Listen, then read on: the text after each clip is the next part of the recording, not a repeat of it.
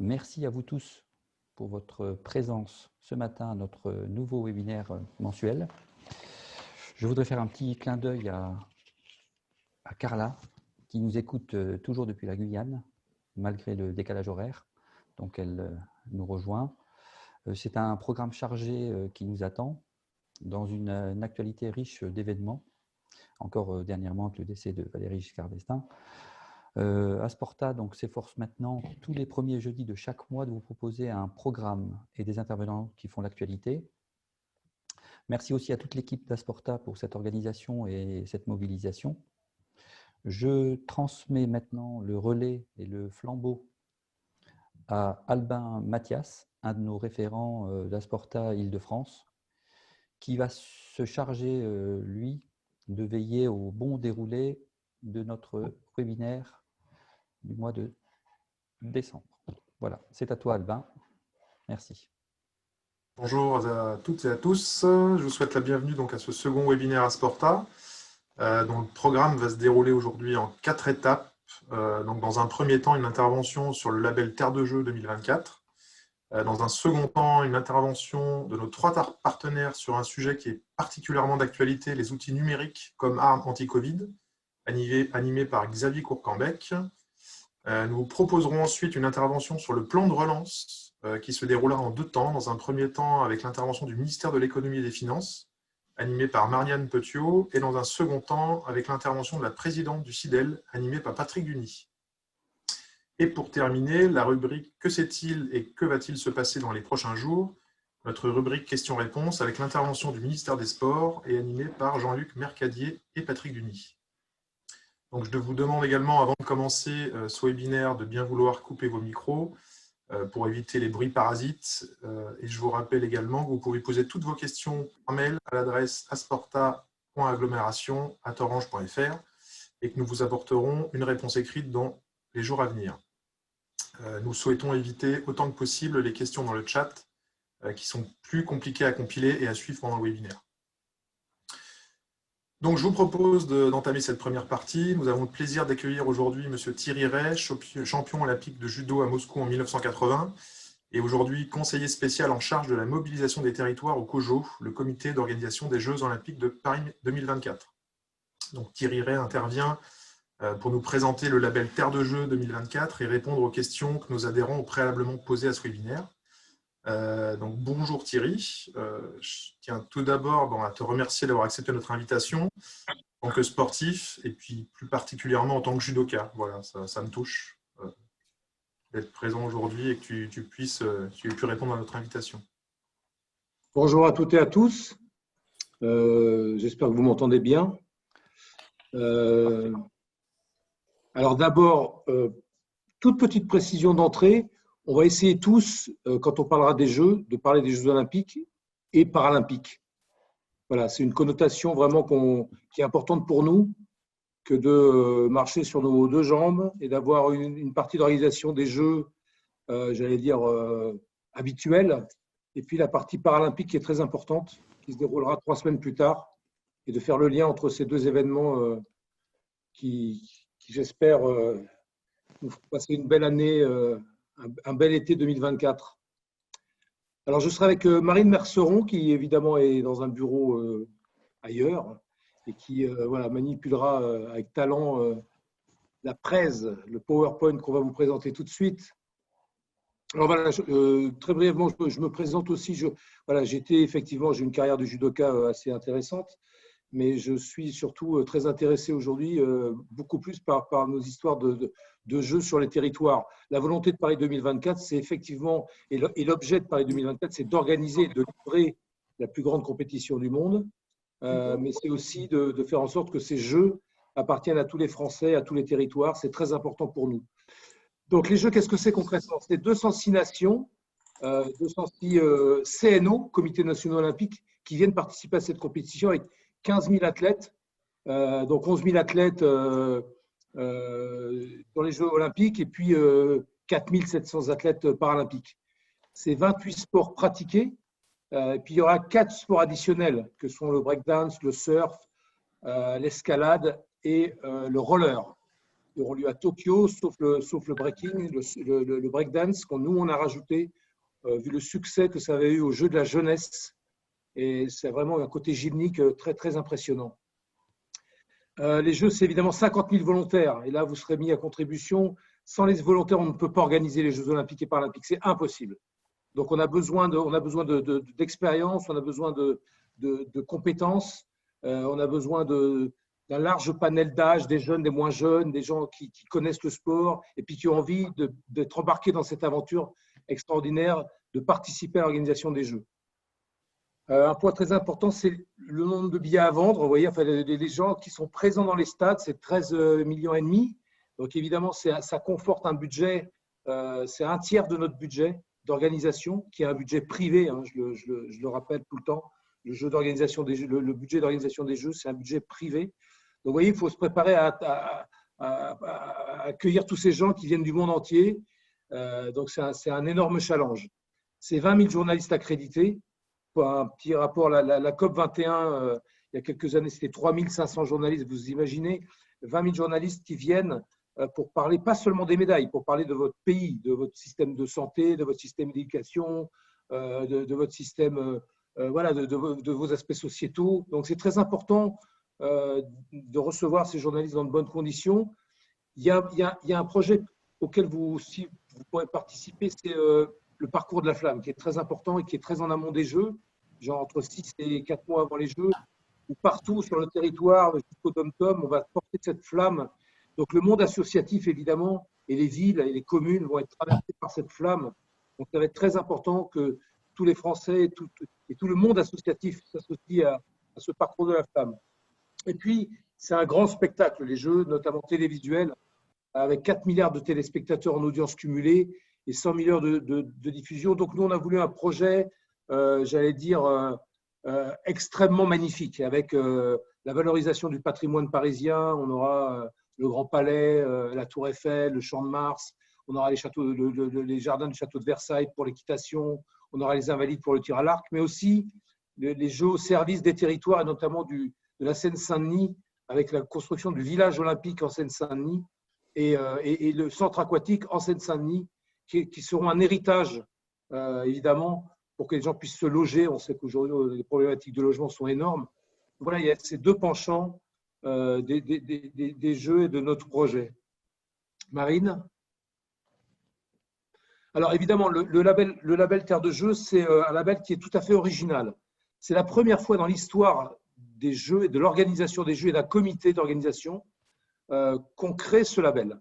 Il y a eu des actions, effectivement, notamment sur l'Olympiade culturelle et notamment à Londres, sur le territoire, mais qu'on travaille sur le développement du sport, l'accompagnement du sport. Ça a été une volonté de départ. Et avec le CIO, on a demandé au CIO de pouvoir créer un label. Donc, c'est le label Terre de Jeux avec un logo spécifique. Évidemment, il est là pour valoriser vos territoires, vos associations, vos initiatives, et puis pour informer, évidemment, tout ce que vous faites. Parce que, j'allais dire, vous le savez, et vous vous en rendez compte comme amoureux du sport, hein, une des grandes problématiques du sport en France, c'est qu'on fait beaucoup de choses, on est très puissant, on est très présent, mais on n'est pas assez, me semble-t-il, valorisé à l'aune de nos actions. 175 000 associations, les villes qui sont là à soutenir les clubs, qui leur mettent à disposition des équipements dont vous vous occupez, tout ça, ça existe. Et c'est entre 12 et 13, 14 milliards de budget consacré au sport au quotidien. Et malheureusement, on se rend compte qu'on est… Alors, la culture, c'est quelque chose de formidable en France. Mais je pense que Terre de Jeux doit servir à aussi éclairer ce que vous faites déjà en mettant un label qui soit fort et qui vous permette de communiquer et de valoriser et d'animer aussi ce que vous faites au quotidien. Et ça, c'est déjà la première mission de Terre de Jeux. Marine ? Alors, on a déjà entamé un travail conséquent sur le programme Terre de Jeux. C'est 1202 communes et intercos qui ont été déjà labellisées, c'est 90 départements. Vous voyez, c'est les régions, 35 fédérations évidemment olympiques et les paralympiques qui sont avec nous et qui accompagnent évidemment ce programme. C'est les crosses, le mouvement sportif très présent sur les territoires avec les CDOS, et les crosses, qui d'ailleurs sont en pleine élection, ainsi que les fédérations. Donc, c'est un moment un peu particulier du sport français. Et puis, une ambassade. L'ambassade, c'est celle, évidemment, assez logiquement, de Tokyo. L'ambassade du Japon à Tokyo, qui est labellisée, qui permet justement, qui est terre de jeu et qui permet de développer des programmes spécifiques par rapport à la diaspora française qui vit au Japon et notamment à Tokyo. Marine, peut-être. Alors voilà, notre volonté, c'est de s'engager jusqu'en 2024. On vous l'a dit, Paris 2024 doit livrer les Jeux, effectivement, mais on a souhaité pendant toute l'Olympiade, dès maintenant, pendant les 4 ans, on devrait être dans notre Olympiade. Tokyo a été reculé, mais on devrait être dans notre… Là, on est dans un temps tout à fait normal de la délivrance de ce programme. Il faut se rappeler que les Jeux de Tokyo auraient dû se terminer, les Jeux paralympiques en septembre. Donc, ça fait 1 mois et demi, 2 mois que les Jeux auraient été terminés de Tokyo. Donc, on rentrerait dans notre Olympiade et on a déjà travaillé à des programmes tout à fait spécifiques et dédiés au territoire pour que ceux-ci puissent s'investir dans l'aventure olympique. Alors, vous voyez, dès maintenant, évidemment, c'est la semaine olympique et paralympique à l'école qui aura lieu du 1er au 6 février. Et ça, vous avez tous les outils ou le relais nécessaire pour vous imprégner de ce qu'est la semaine de l'olympisme à l'école. C'est Explore Terre de Jeux. Alors, Explore Terre de Jeux, c'est un programme spécifique aussi pour valoriser ce qui est votre territoire. S'il y a des lieux, s'il y a des chemins, s'il y a des sites qui puissent être, j'allais dire, valorisés, mis en avant, que les gens puissent les découvrir chez vous. Ça, c'est à vous de voir qu'est-ce qui peut être mis en avant sur votre territoire en termes de valorisation touristique pour que si des gens sont de passage, si des gens qui s'intéressent au sport savent qu'il y a un stade, il y a un chemin, il y a un bois, il y a un site où on peut pratiquer le sport, c'est une manière, Explore Terre de Jeux, de mettre en valeur, j'allais dire, les outils ou voilà, les sites que vous avez chez vous. Alors cet été, évidemment, chaque été, il y a, au printemps, quand on rentre dans l'été, à partir du 21 juin, où il y a la fête de la musique, et ben nous, 48 heures plus tard, il y a la journée olympique. La journée olympique, elle est mondiale, elle est organisée par les CNO, et chaque ville, évidemment, peut travailler dès maintenant à organiser une journée incroyable sur le sport, en mobilisant ces associations, en faisant une grande fête, puisque l'année se termine, on sait que l'année sportive se termine, les clubs ferment souvent dans ces périodes-là. Donc, c'est le moyen aussi, peut-être pour une OMS ou pour chaque club, de faire une fête spécifique dédiée à cette journée olympique. Il y aura les Jeux de Tokyo, on en a parlé, qui ont été reculés. Donc, est-ce que sur un territoire, avec un gymnase, avec une section, avec un centre de loisirs, comment on peut regarder, participer à ces Jeux de Tokyo à distance, suivre les équipes de France, suivre les exploits de nos athlètes? Voilà, il y a matière avec les Jeux olympiques et paralympiques de Tokyo de s'engager et de faire des actions. Et puis, dans l'avenir, ce sera le marathon. Enfin, vous voyez, ça, c'est tous les programmes sur lesquels on travaille. C'est le parcours de la flamme, évidemment. Je vous en ai déjà parlé. Et puis, voilà, c'est tous ces programmes dédiés, le programme des volontaires, où on ne va pas prendre que des Parisiens et des Franciliens. On aura besoin, je vous dis, de gens passionnés de sport qui auront envie de venir soit à Paris, soit de rester sur les territoires, notamment sur l'organisation du football, puisqu'il y aura 6 villes de football sur le territoire qui seront dédiées. Donc, être volontaire, on aura la Coupe du Monde en 2023, les Jeux en 2024. Donc, il y a une vraie synergie à trouver entre ces deux grands événements. Alors, la slide suivante peut-être. Nous, on l'a compris à Paris 2024, il y a quelque chose qui a éminemment intéressé les villes, les départements et les régions, c'est les CPJ. Vous voyez, c'est les centres de préparation des Jeux. Alors ça, c'est un programme du CIO, qui a été demandé par le CIO et qu'on doit livrer. Donc, il y a toute une évaluation qui a été faite de sites en France. Et il y a 620 centres qui ont été retenus sur 415 territoires. Donc, il y a un catalogue qui va être livré aux 206 CNO et aux 182 comités paralympiques. Et donc, ces comités vont diffuser à leur fédération voilà, ce qui a été révélé comme équipement capable d'accueillir des équipes pendant l'Olympiade. Alors, ne rêvons pas. On connaît les budgets contraints. On sait que c'est complexe. On sait que les équipes aujourd'hui, on ne peut pas imaginer, par exemple, que l'équipe de volley d'Argentine débarque en 2021 à Vierzon, qui a un joli centre de volleyball, par exemple. Parce que et les budgets. Alors après, il y a peut-être aussi à travailler sur un contact particulier. Si certaines villes, municipalités sont jumelées avec une ville, un pays, un département, travaillent avec un CNO.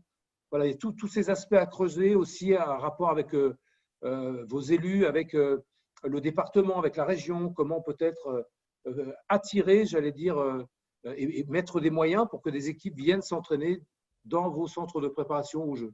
Voilà. Marine ? Voilà. Alors, on parlait des moyens. Il y a des moyens. Terre de jeu, ce n'est pas que des programmes à distance. On a élaboré avec nos équipes toute une série de possibilités d'être en contact avec nous. Alors, évidemment, une newsletter qui vous sera délivrée tout à fait régulièrement, un groupe Facebook où on peut se parler, on peut échanger. Le forum Terre des Jeux, c'est ce qui nous réunit. On est au 3e. On a fait un grand forum de présentation. On a fait un forum aussi. On était 80 villes, 80 élus sur les CPJ. Et puis là, la semaine dernière, on était 260 sur la semaine olympique et paralympique à l'école. Et régulièrement, il y aura des forums qui aborderont des thématiques. Évidemment, l'adresse email où vous pouvez vous adresser à nos équipes de manière tout à fait simple. Vous écrivez un mail, on vous répondra. Terre de jeu et vous, et ben voilà, c'est ce qu'on est en train de faire aujourd'hui. C'est des moments dédiés et j'espère avec Albin qu'on reconduira ça. J'interviendrai peut-être de manière plus sporadique, mais voilà, on a le temps. On a 4 ans pour se retrouver et travailler ensemble. Et puis comme là, je ne vois plus ce qu'il y a écrit parce que je vois vos visages à la place là, sur ce rond-là. Donc, je ne le connais pas par cœur quand même, il ne faut pas exagérer. Je vais vous dire Présence sur les salons. Oui, mais Marine, ça ne va pas du tout si on a la tête des gens à la place de nos. Je plaisante. Donc voilà, il y a les mails thématiques qui vous seront envoyés très régulièrement quand on fait des choses, quand on lance des programmes. Il y a le site internet évidemment, puis il y a la présence sur les salons. Depuis même en phase de candidature, on était à notre 3e année. Alors cette année évidemment c'était off, mais on a fait 2 ans au salon des maires, au salon des départements de France à Bourges. On est allé à Rennes pour les régions. Voilà, on se balade un peu partout. Et moi, j'aurais plaisir à venir à me consacrer à aller voir ce que vous faites sur les territoires. Et Tony Estanguet, par exemple, notre président, s'est déjà déplacé pour Explore Terre de Jeu pour lancer ce programme. Suivant. Bien. Alors, merci. Notez bien l'adresse, gardez cette slide précisément, on vous l'enverra.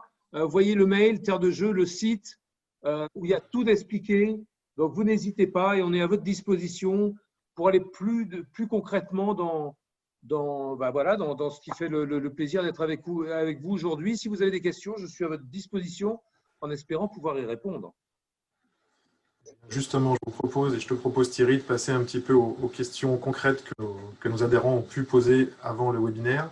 Alors j'en ai quelques-unes là, je liste forcément. Dans le cadre de la Semaine olympique et paralympique 2021, les labellisés auront-ils un accompagnement spécifique du fait de leur engagement autour du label ?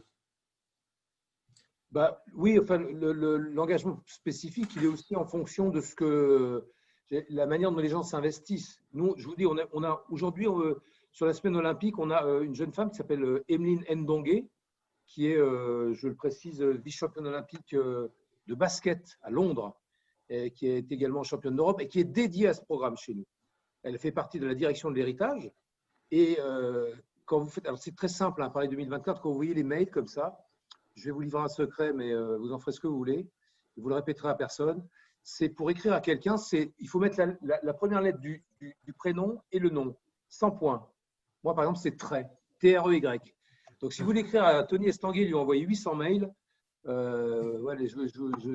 allez-y, ça lui fera les pieds. Oui, il n'a pas assez de travail en ce moment.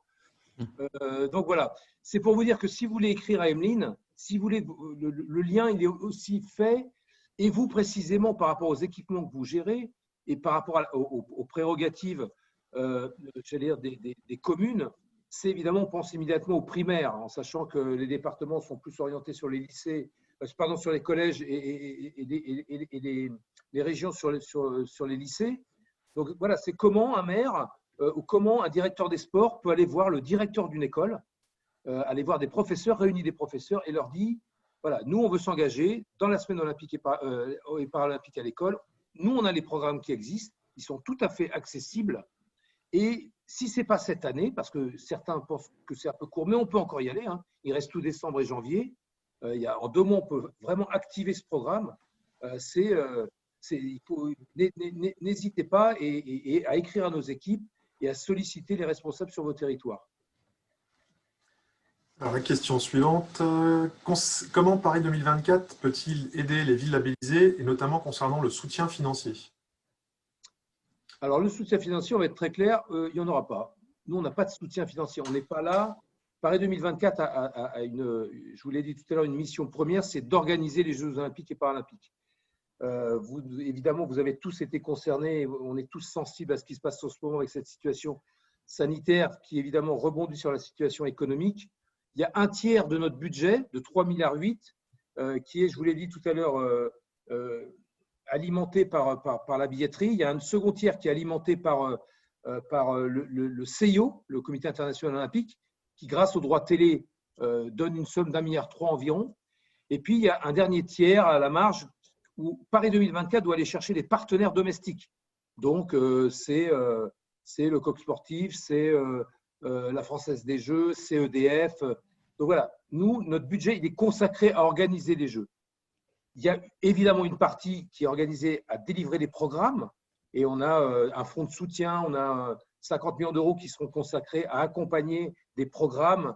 On a Impact 2024 avec le ministère, avec le CNO, où on travaille effectivement à délivrer sur des appels à projets des choses spécifiques. Mais sur Terre de Jeux, il n'y aura pas de budget dédié. En revanche, il y a des outils et il y a ce que vous faites déjà avec un label qui est mis à disposition pour valoriser vos actions, pour rentrer dans des actions qu'on vous propose. Mais il n'y a pas de budget dédié parce que vous savez bien qu'en France, on est juste 36 000 communes. Donc, si Paris, nous ne sommes pas le ministère des Sports ni les directions des régions ou des départements qui sont en charge. Et encore le ministère des Sports, on aimerait que le budget soit plus conséquent. Le budget de l'État qui est à 0,13%. Donc, ce n'est pas militant, hein, c'est juste une constatation. On aimerait bien parfois qu'il soit un peu plus substantiel pour accompagner le monde associatif. Voilà. Merci pour cette transparence. Sur le pan du handicap, est-ce qu'il y a des actions spécifiques prévues pour Terre de Jeux 2024? Alors, d'abord, on va remarquer qu'aujourd'hui, on est dans la journée mondiale des personnes handicapées. C'est le 3 décembre, donc voilà, un petit pensée pour ce monde. Alors, d'abord, c'est un des programmes qu'on va développer. Oui, évidemment, il y aura des choses spécifiques sur lesquelles on travaille. On a une direction dédiée sur l'organisation des Jeux paralympiques. Évidemment, vous l'avez remarqué, sans vous et sans les territoires, on ne peut rien faire. Nous, on va proposer des choses et c'est à vous de faire en sorte, à travers les associations, de vous servir de ce qui vous sera accessible comme kit de communication. On valorisera les actions qui sont faites en faveur des Paralympiques. On proposera peut-être des actions spécifiques vis-à-vis des Paralympiques sur des clubs qui sont dédiés aux Paralympiques. Voilà, en fait, on va mailler tout ce qui existe déjà avec une proposition supplémentaire.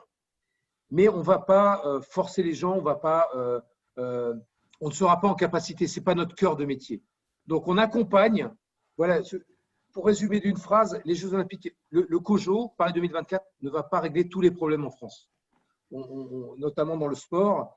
À titre d'exemple, par exemple, on va accompagner dans le 93 l'emploi et on va diriger l'emploi sur des TPE, PME qui puissent s'investir dans la construction des sites olympiques avec les grands partenaires que sont Vinci. Voilà. Il y a tout un programme qui est mis en place pour que les entreprises des territoires puissent s'investir. Ce qui n'a rien à voir avec Terre de Jeux, mais on ne peut pas, Paris 2024 ne va pas régler les problèmes d'emploi et ne réglera pas à lui seul les problématiques du sport en France.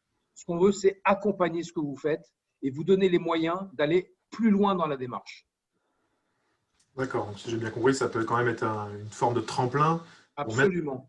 mettre des événements et des sportifs qui existent. D'accord. Question suivante. Comment les villes labellisées peuvent-elles solliciter un athlète dans le cadre d'événements Terre de Jeux 2024? Est-ce que ce sera possible? Alors, c'est possible. Nous, on a une direction des sports qui est dirigée par Jean-Philippe Gatien, qui a été champion du monde de tennis de table et vice-champion olympique. Alors, lui, il s'occupe de toute la partie programme. Mais sur les athlètes, on a un athlète dédié qui s'appelle Brice Guyard, qui a été 2 fois champion olympique en fleuret, individuel et par équipe, et qui, lui, s'occupe justement des liens avec les athlètes. Alors, assez naturellement, nous, la grosse star, genre Teddy Riner qui descend sur les territoires, vous imaginez bien que tous ces gens-là, ils sont engagés jusqu'à Tokyo dans une préparation exacerbée, dans une programmation très, très, très tendue et j'allais dire un égocentrisme légitime quand on se dirige vers les Jeux. On est dans la compète et en revanche, il y a quelque chose qui nous intéresse à Paris 2024, c'est de faire en sorte de solliciter les athlètes que vous avez chez vous. Les athlètes, ils ne sont pas tous à Paris, ils ne viennent pas tous de Paris, ils ne sont pas tous en Île-de-France. Sur les territoires, dans les départements, dans les régions, il y a des athlètes et il faut valoriser ces athlètes. S'ils ramassent une médaille aux Jeux ou s'ils font les Jeux, s'ils deviennent olympiens, c'est quelque chose qui doit être valorisé sur vos territoires et dans vos villes. Donc, de manière, j'allais dire, associative et de manière, j'allais dire, empathique, c'est d'aller solliciter des gens qui sont peut-être moins connus, mais qui font partie de cette équipe ou qui vont faire partie de cette grande famille de l'équipe de France olympique, des 500 ou des 400 et quelques qui iront à Tokyo, et de les solliciter en direct. Voilà, ils viennent de vos clubs, ils viennent de la politique qui a été dégagée sur vos territoires, et c'est grâce à celle-ci qu'ils sont devenus athlètes de haut niveau. Après, ils vont performer plus haut, mais ils sortent d'abord d'un pôle France, d'un pôle espoir, d'un pôle France, d'un Krebs, qui est sur vos territoires. Donc, il faut s'adresser en premier à ce type d'athlète, me semble-t-il. Et merci de ta réponse. Une dernière question. Aujourd'hui, pour les gens qui n'ont pas encore candidaté pour devenir Terre de Jeux 2024, comment peuvent-ils faire? Ceux qui n'étaient pas encore convaincus avant ton intervention. Eh bien, il suffit qu'ils aillent sur le site Paris 2024. On a souhaité pour les communes que ce soit du déclaratif. Alors évidemment, on espère, évidemment, on sait que les gens sont de bonne foi, on sait que les directeurs des sports et les élus en charge des sports et les maires ont envie de valoriser leurs actions, valoriser leurs équipements, voilà, valoriser tout ce qui se fait au quotidien vis-à-vis du sport. On est des amoureux du sport. Si on est là ce matin, c'est que vous le sortez dans le ton que j'emploie. Voilà, moi, je suis un amoureux du sport, je suis un dingue de sport. Je trouve que c'est une thématique extraordinaire qui est appliquée au quotidien, dans le quotidien des Français. Et voilà. Donc, c'est tout simplement d'aller sur Terre de Jeux 2024 et de postuler, et vous aurez le label. Vous aurez le label parce que c'est du déclaratif sur les communes. Quand on veut être CPJ, centre de déclaration des Jeux, ce qui est encore possible dans l'Olympiade, c'est beaucoup plus complexe parce que là, on rentre dans un cahier des charges très, très pointu avec des évaluations, avec la réception, comment on reçoit les athlètes ou comment l'hébergement, les services de santé à côté, les services touristiques. Mais au départ, je le répète, Terre de Jeux, c'est pour valoriser ce que vous faites avec en appui des kits de communication, des kits, une boutique, avec des programmes qui vous sont accessibles pour aller encore plus loin dans votre organisation sportive dans vos communes. D'accord. Donc en plus, le label nous permet d'avoir accès à du matériel logotype spécifique. D'accord, ok. Tout ça, vous le retrouvez aujourd'hui. Vous voyez, c'est la magie, c'est qu'on est je ne sais combien aujourd'hui, on est à se retrouver en train de se parler. Donc, vous n'hésitez pas, grâce à votre bel ordinateur, à tapoter Terre de Jeux 2024 et vous aurez accès à tous les programmes, à la SOP, on dit la SOP, la semaine olympique et paralympique à l'école. Vous allez voir tout ce qu'on fait et ne serait-ce que pour une culture personnelle, savoir qu'est-ce que c'est les Jeux en France, comment ça va se passer. N'hésitez pas à aller sur Paris 2024 et sur Terre de Jeux 2024. Merci beaucoup Thierry pour tous ces éléments, pour toutes ces explications. Je tenais vraiment à te remercier pour ton engagement, d'être venu aussi nous voir, d'avoir participé à ce webinaire. Et puis j'espère qu'on aura l'occasion de se revoir prochainement pour échanger, puisque l'actualité forcément va se densifier au fur et à mesure qu'on ira vers Tokyo, qu'on ira vers Paris en 2024. Et voilà, je tenais vraiment à te remercier pour ta participation. Eh bien, moi, je vous remercie de votre écoute, du temps passé avec vous. Je vous le redis, je suis à votre disposition. Moi, je suis conseiller spécial de Paris 2024. Je suis dédié à accompagner les actions. Et voilà, on a vraiment envie que les territoires vivent aussi ces jeux. Et on est tous concernés par cette optique. Et je serai là avec vous à travers ces 4 ans quand vous le souhaitez. Merci de votre écoute. Merci pour tout. Au revoir. Merci. Au revoir.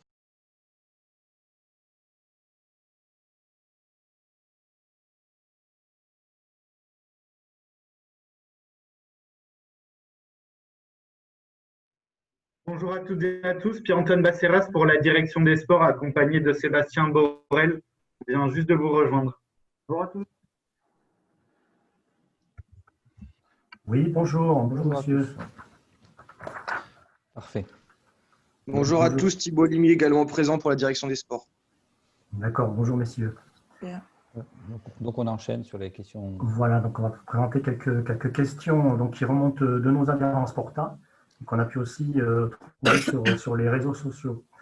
Donc concrètement, ce jour est paru le décret qui a été décret de décembre, qui va être modifié. Qu'en est-il des vestiaires collectifs? Sont-ils vraiment ouverts donc, au public prioritaire, vestiaires collectifs? Parce que ça a été source d'interprétation par les préfectures et puis par nos adhérents. Oui, alors tout à fait, comme vous l'aviez pu le voir dans le décret 2020-1310, les vestiaires collectifs étaient fermés, mais le centre interministériel de crise traité en doctrine via la foire aux questions transmise au préfet que pour les publics prioritaires et notamment les sportifs professionnels et de haut niveau, ces publics-là avaient accès à ces vestiaires. On a enfin réussi à obtenir l'arbitrage. Donc ce matin, il y a une évolution du décret avec le numéro 2020 1505 et qui prévoit du coup spécifiquement que pour notamment les scolaires et tout l'ensemble des publics prioritaires mentionnés au grand 2 de l'article 42 ont accès aux vestiaires collectifs. Dans le respect évidemment des protocoles, à l'exclusion de l'activité extrascolaire. D'accord, merci pour ces précisions. Le 15 décembre, donc les mineurs pourront reprendre leurs activités. Ça a été précisé dans le cadre associatif. Mais cette reprise peut être également possible dans le cadre des activités proposées par les collectivités ou les DSP. Pour le prochain décret, il n'est pas envisagé de faire de distinction entre les activités proposées par le monde associatif et le mouvement sportif en général ou par les collectivités ou les DSP. C'est vraiment une approche par public. Et de ce point de vue-là, la doctrine ne changera visiblement pas. D'accord, merci beaucoup pour les précisions. Concernant toujours la pratique des mineurs non encadrés, à partir du 15 décembre, sera-t-elle possible dans le cadre, j'en dirais, libre, dans les patinoires ou les piscines en particulier, en fonction évidemment des règlements intérieurs?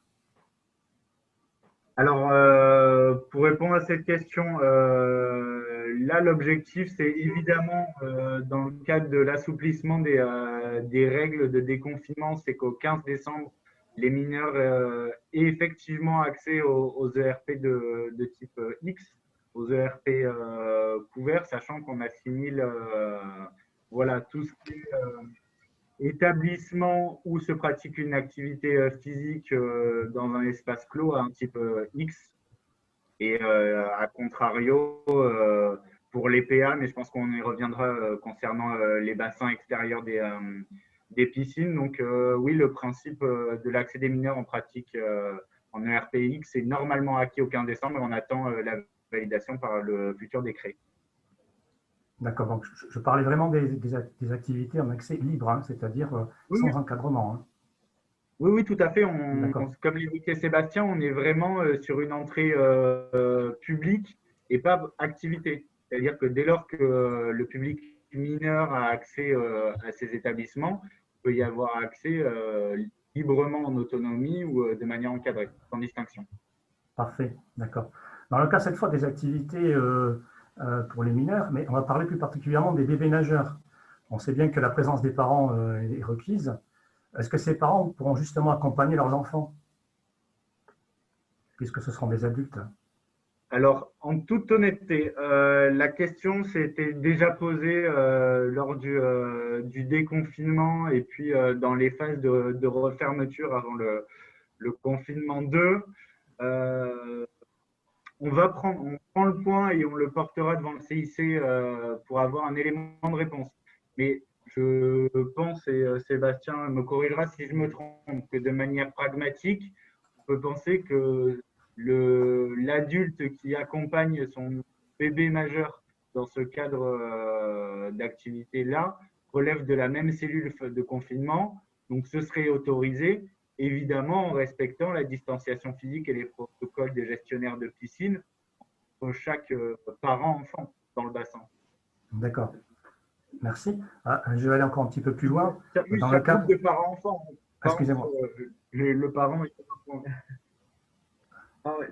Donc ça, c'est une position qui est pas trop difficile à défendre pour nous, dans la mesure où c'est la même cellule familiale. Et puis, il n'est pas question d'exclure une certaine catégorie de mineurs pratiquants.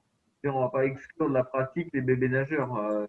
L'idée, c'est quand même que lorsque la pratique ne peut pas se faire sans les parents, que cette activité sportive puisse se faire à partir du moment où elle est ouverte aux mineurs. Si la présence des parents est indispensable, ils les accompagneront. D'accord. Donc concrètement, plus généralement, pardon, les accompagnateurs majeurs responsables, donc en fonction des règlements intérieurs, pourraient accompagner dans l'équipement donc les mineurs, même s'ils ont moins de 10 ans, etc. Si c'est totalement indispensable à la pratique, oui. D'accord, ok. Merci pour la réponse très claire. La même cellule familiale, il n'y a pas de… Ouais, je pense que le point qu'évoque Sébastien, c'est vraiment ça qu'il faut poser, c'est le caractère indispensable de sa présence. Sinon, on peut légitimement estimer que c'est pas raisonnable quand il va y avoir des entraînements de clubs mineurs dans des ERP typiques, type entraînement de handball, que les gradins soient occupés par l'ensemble des parents. D'accord, bien sûr. Très bien. Ensuite, peut-être une autre question concernant la pratique. Alors, en fait, on nous a posé la question sur notre réseau Asporta, concernant certaines pratiques, comme par exemple la gymnastique. La gymnastique scolaire n'a jamais arrêté, alors que la gymnastique, par exemple, dans la salle, a dû s'arrêter dans le cadre des mineurs. Pourquoi cette distinction en fait entre l'activité scolaire et l'activité après, je veux dire, extrascolaire? Ouais, le raisonnement qui est tenu par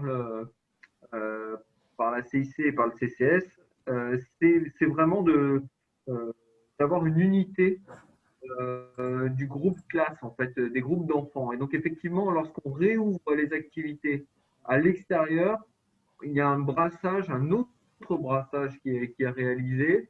Et c'est ce brassage qu'il faut bien mesurer avec un assouplissement du confinement. Voilà, c'est ça le raisonnement de fond. C'est pas que l'activité soit foncièrement différente. On est d'accord, elle peut être même la même. C'est la question du groupe de personnes qui participent à la même activité. À partir du moment où on fait de multiples groupes, il y a des risques de propagation du virus. D'accord. Après, on continue Sébastien. Voilà, aujourd'hui, on est sur une libéralisation un peu des mesures et qu'au 15 décembre, les mineurs pourront réintégrer les ERP typiques et du coup, notamment les espaces pour procéder à de la gymnastique, pratiquer de la gymnastique. Et dans ce cadre-là, le ministère des Sports s'est inspiré du protocole de l'éducation nationale et pour la reprise de l'éducation physique et sportive et du protocole des ACM qui est publié sur le site internet du ministère chargé des sports auquel vous avez accès et qui pose voilà, le protocole sanitaire dit renforcé par rapport aux nouvelles recommandations de l'avis du Haut Conseil à la santé publique du 20 octobre et qui exclut toute forme de pratique à contact, avec le respect d'une distanciation physique stricte de 2 mètres. Parce que, en effet, le décret prévoit une distanciation physique de 2 mètres lors de la pratique sportive, sauf lorsque par la nature de l'activité, cela n'est pas possible. Ça, c'était pour permettre la poursuite des entraînements normaux et de l'activité classique des publics prioritaires, et notamment des sportifs de haut niveau et des sportifs professionnels. D'accord. Donc, il y a la règle et puis ensuite, il y a le protocole et ses recommandations qui doivent s'appliquer dans le cadre de la pratique extrascolaire, loisirs, voilà, hors ces publics prioritaires. D'accord. On a une question donc, sur le chat de Eve. Eve, est-ce que tu veux poser ta question, s'il te plaît? Oui, bonjour à toutes et à tous. Je voulais savoir si avant le 15 décembre, il était possible d'ouvrir un skatepark pour des mineurs non encadrés, alors que le décret précise bien activité mineure encadrée. On parle d'un skatepark ouvert en plein air. Oui, tout à fait, un type PA. Dans le décret, c'est marqué pour les activités PA, ouvert exclusivement aux activités encadrées pour les mineurs. Et donc là, sur le skatepark, moi, j'ai pas d'encadrant et ça serait donc laisser des mineurs libres. Et je voulais savoir si c'était possible ou pas. Okay. C'est juste un équipement qui pour l'instant est fermé ou il y a un contrôle d'accès de l'équipement? Là, il est actuellement fermé et si je l'ouvre, je n'ai pas de personnel sur place pour contrôler l'accès mineurs, adultes, etc. Donc, je ne sais pas si je peux l'ouvrir et laisser accès aux mineurs alors qu'on n'est pas sur une activité encadrée. À partir du moment où le skatepark il est dans un rayon de 20 km du domicile du mineur en question, et voilà, on est dans la règle des 3 heures 20 km parce que cette règle-là, elle n'est pas réservée aux majeurs, elle est applicable aux majeurs comme aux mineurs. Donc, dans le cas qu'on décrit, là, je pense qu'il n'y a pas de difficulté. Ok, merci beaucoup. Mais ce serait vrai d'ailleurs pour n'importe quel ERP de type PA, qu'on est en train de dire là, en libre accès. Oui, donc une piste d'athlée pour des mineurs en libre accès, c'est même pratique. Ouais, voilà. Je pense qu'il ne faut pas qu'on se limite. On peut pas, on pourrait faire une liste à la Prévert de tout ce qui existe comme ERP de type PA, mais d'une manière générale, dès l'instant que ça rentre dans les 3 heures et 20 km, il n'y a pas de difficulté particulière. La seule difficulté qui pourrait peut-être survenir, ce serait des regroupements qui seraient incontrôlés et incontrôlables dans ces ERP, sans respect des distanciations, ou avec des groupes à proximité sur la voie publique qui seraient supérieurs à 6. Voilà, ça peut poser une difficulté. Oui. D'accord. On a une autre question. Merci Eve. Merci messieurs. J'ai une autre question concernant donc, la reprise pour les fédérations de foot et de rugby. D'accord. Donc on prévoit l'entraînement des majeurs, mais sans plus d'informations. Est-ce que vous avez d'autres informations à nous communiquer là aujourd'hui? Alors, la question pour les adultes, c'est à peu près la même que pour les mineurs, c'est-à-dire un respect strict de la distanciation physique. On voit que le décret exclut les activités de sport collectif et de sport de combat. Néanmoins,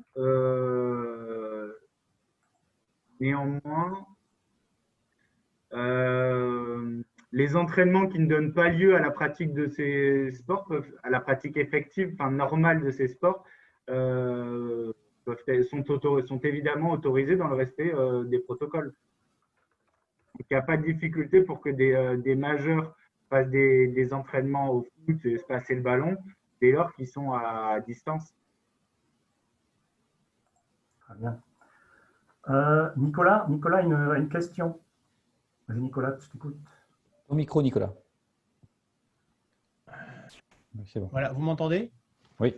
Oui, donc une question qui est revenue beaucoup sur les réseaux, particulièrement sur le réseau des piscines, c'est le taux d'encadrement. Pour l'instant, sur le décret, il est précisé qu'on ne pouvait dépasser donc 6 dans les activités des mineurs encadrés avec l'encadrant.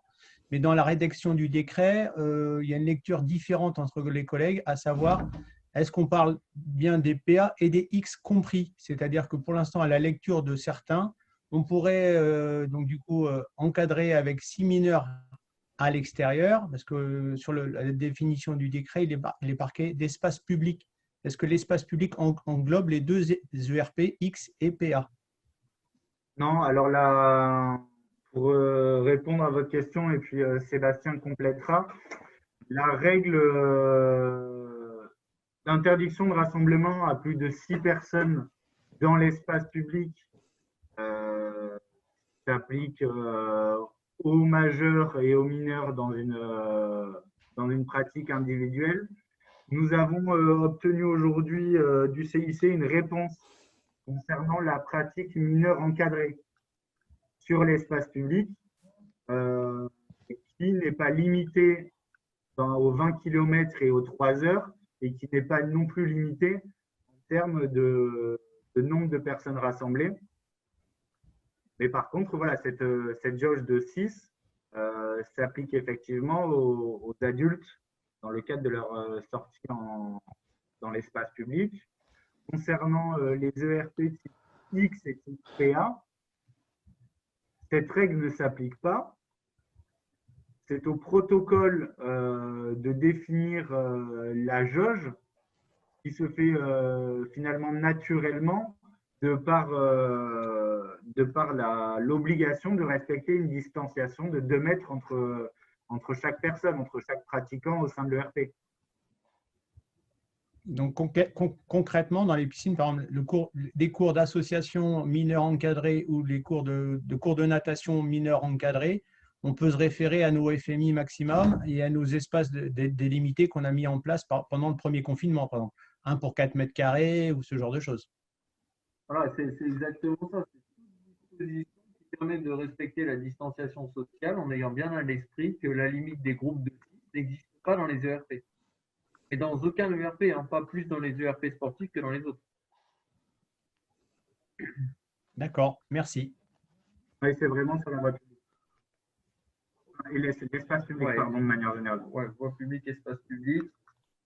Merci monsieur. Je pense qu'il n'y a plus d'autres questions sur le chat. N'hésitez pas. Oui, alors je vais intervenir. Donc il est midi précise. Je vois que les dernières questions sur le chat, on a eu des réponses. S'il y a encore une ou deux questions pour profiter et puis je les remercie encore de la présence des représentants du ministère qui ont pu se raccrocher rapidement et avec efficacité, comme toujours, à nos webinaires. Donc Sébastien Bornel et Pierre-Antoine Basserand. Donc merci à vous. Donc dernière question sur le chat, si vous en avez. Jean-Luc ou Patrick? Moi, j'ai rien de particulier dans l'immédiat. Voilà. Les autres personnes, Carla, du côté de la Guyane, des questions? Même l'outre-mer est représenté. Carla, si tu as une question, tu ouvres ton micro.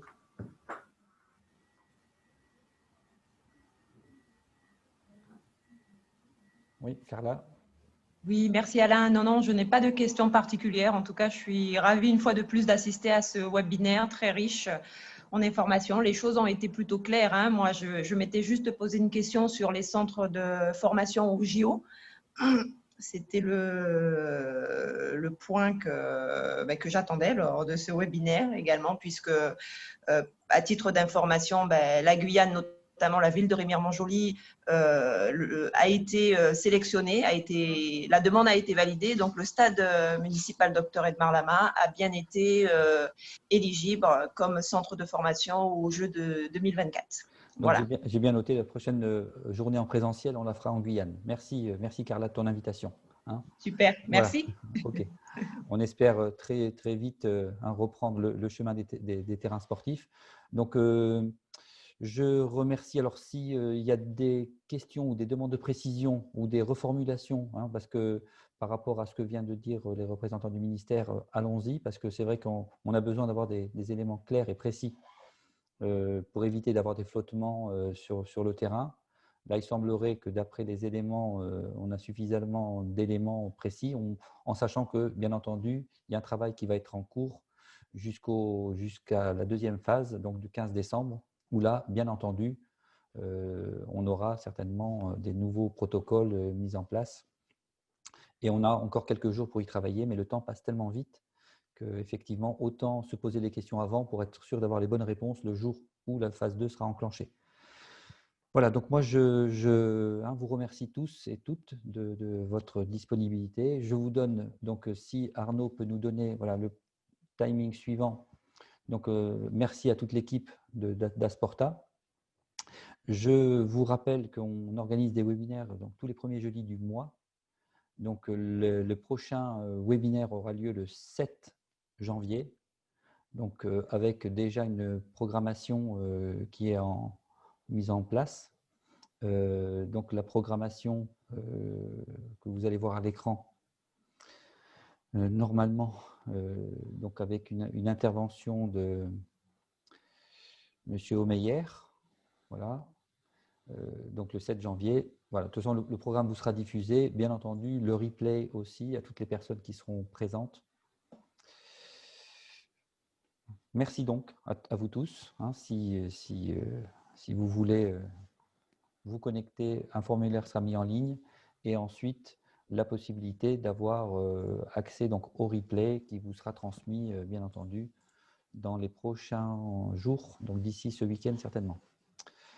Voilà, merci à vous tous et bonne continuation. Merci Arnaud.